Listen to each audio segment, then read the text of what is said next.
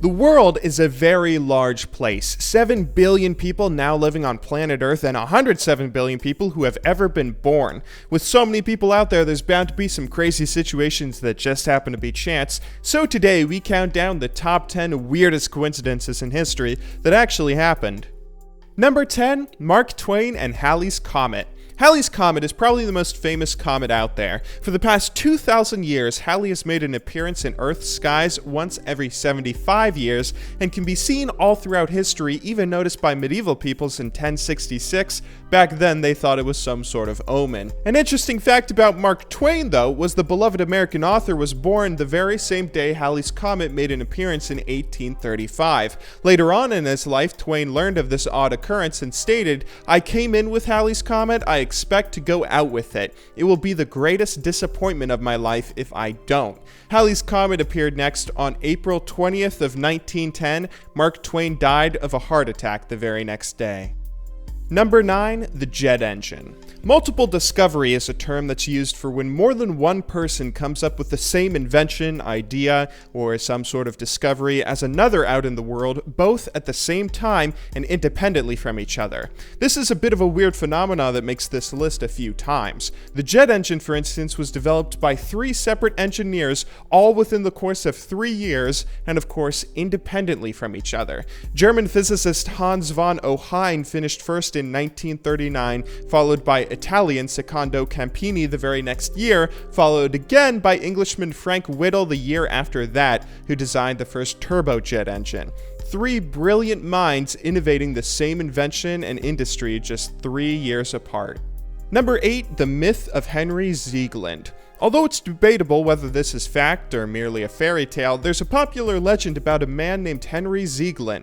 The story goes Henry broke up with his then girlfriend in 1883, where after being distraught over the event, she committed suicide. Her brother, who was furious with rage, sought revenge and tried to kill Henry. He would find him, confront him, and eventually shoot him, where after he thought he killed Ziegler, the brother committed suicide. However, the bullet fired at Ziegler only grazed his face and landed in a nearby tree. Years later, though, fate would catch up with Henry, as one day he decided to remove the tree, and as the tree was too large or difficult to chop down by hand, he decided to blow it up with dynamite. The explosion, unfortunately, would propel the bullet, still stuck in the tree, into Henry's head, killing him instantly.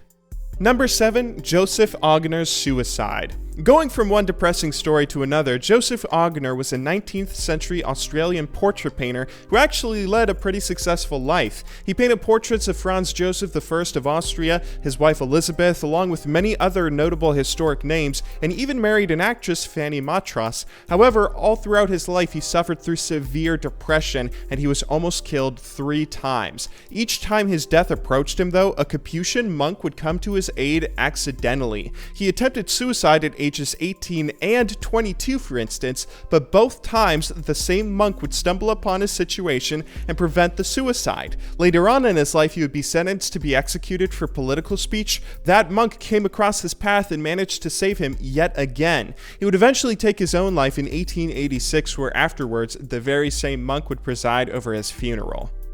Number 6, masers and lasers. Another entry into our little multiple discovery category, the maser, which was the precursor to the laser, was first described by Russian scientists in 1952, where on the other side of the world, though, scientists at Columbia University independently built one in 1953. The laser itself afterwards was again independently developed by Gordon Gould at Columbia, as well as by Russian scientist Alexander Prokhorov. One thing the United States and the Soviet Empire sure as hell had in common was an incredible amount of scientific innovation.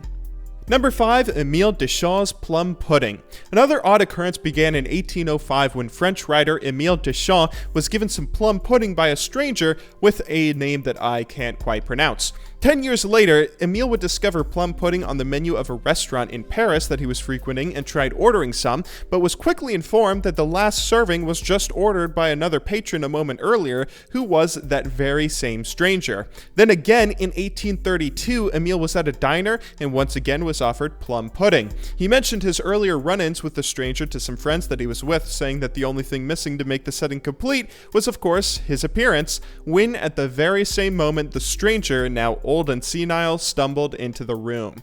This specific occurrence was so powerful and well known to the world that Swiss psychiatrist and philosopher Carl Jung used it to describe a theory he called synchronicity, which he used as evidence suggesting the existence of a collective unconscious. Number 4, Jack Frost and Other Stories. Sticking in Paris, later on in the 1920s, American novelist Anne Parrish was at a bookstore looking for something to buy.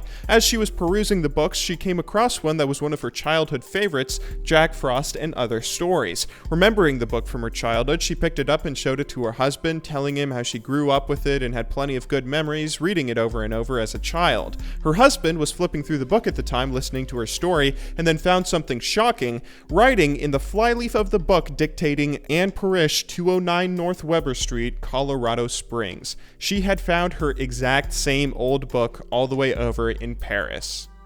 Number 3, 2 businessmen, 1 hotel. In the late 1950s, a Mr. George D. Bryson stopped and registered at a hotel in Louisville, Kentucky to spend the night. He was assigned to room 307 and was given his key, but before heading up to his room, he stopped by the mail desk to see if anything had arrived for him.